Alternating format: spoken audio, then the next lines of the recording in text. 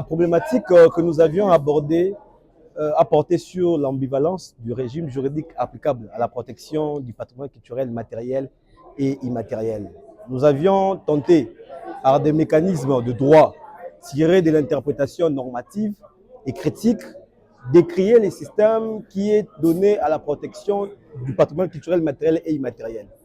L'on constate à l'état actuel du droit international qu'une protection renforcée et spéciale est accordée au patrimoine culturel matériel au détriment du matériel.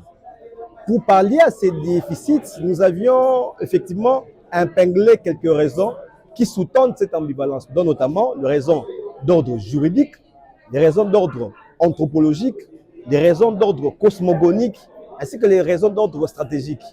Pour les raisons d'ordre juridique, nous avions décrié des phénomènes. Le premier est celui de l'indétermination du droit international.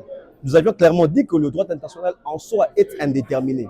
Et cette indétermination a des répercussions également sur les règles qui régissent les rapports entre les hommes, mais également d'autres objets du droit international dans la scène où s'exerce cette discipline. Deuxième élément, c'est la fragmentation du droit international. Le droit international est aujourd'hui fragmenté. Il ne réglemente pas tout de la même manière. Il tient compte des spécificités de chaque nature, de chaque portée d'un droit. Et cet élément constitue, en ce qui concerne les raisons juridiques des ambivalences. Les raisons sont aussi anthropologiques. Les humains apportent ou accordent une grande importance à ce qu'ils voient. Ce qu'ils voient, c'est le matériel. Par contre, le même patrimoine culturel immatériel souffre d'une protection qui est lacunaire. On les consacre effectivement par les droits, mais là, sa protection est beaucoup plus lacunaire. C'est pour cette raison que nous avions jugé bon de proposer, en termes de conclusion, l'incrimination de ce qu'on appelle génocide culturel, qui tiendra compte des spécificités du patrimoine culturel matériel et immatériel. Pourquoi cette incrimination? Parce que cette incrimination tend à protéger l'identité culturelle. L'identité culturelle est l'élément majeur qui s'y trouve, et au niveau du matériel et au niveau de l'immatériel. Mais comment y arriver? Question pertinente. Pour y arriver, nous avions solutionné trois hypothèses ou trois mécanismes. Le premier, c'est au travers l'amendement du statut des Roms.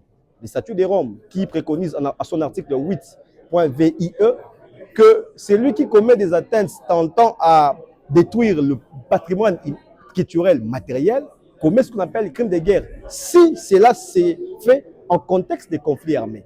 Nous avions proposé que l'on puisse amender, suivant la disposition de l'article 121 de cet instrument, pour intégrer soit une nouvelle incrimination, soit ajouter un nouvel élément qui tiendra compte de ces spécificités. Deuxièmement, nous avions proposé aussi la mise en place d'un instrument autonome. Un instrument autonome qui tiendra compte des spécificités de ces crimes qu'on appelle génocide culturel. Et enfin, nous avions voulu recourir aux travaux de Raphaël Lemki, qui a porté haut la question de la Convention sur la prévention et la répression des crimes de génocide de 1948. L'article 16 de cet instrument donne la possibilité aux États de réviser sur le contenu même de ces crimes. C'est par ces mécanismes aussi, qui ne sont pas du point de vue juridique facile, car ça demandera les négociations du mécanisme diplomatique, que nous avions suggéré mettre en place une incrimination qui tiendra en compte afin de pallier à la problématique des ambivalences. Le résultat de la défense de mémoire, le DS2IA, option droit international public africain. Je crois que et africain. Promotion 22-24, 2022 et 2024. Mémoire défendue au cours de l'année académique 2025-2026. Après délibération à huis clos, le jury chargé d'examiner le mémoire de DS2IA en droit de M. Kalala Mbouyi Bruno, intitulé « Ambivalence du régime juridique applicable à la protection du patrimoine culturel matériel et immatériel », a pris la décision suivante. Le mémoire du candidat est reçu. La note obtenue à l'issue de cette défense sera ajoutée aux notes des séminaires et d'examen en vue de la sanction finale par le jury général. Fait à Kinshasa, le 20 août 2026, le secrétaire du jury, la secrétaire du jury, Madame Mutumba Boatia Nicole, le président du jury Vincent Kambi Mbambi et les membres du jury, le professeur Kazadi, vous l'avez Diana, qui était via la Zoom, le professeur Seguiobe Jean-Paul et le professeur Minachang Yvan. Voilà, nous vous remercions et félicitations à...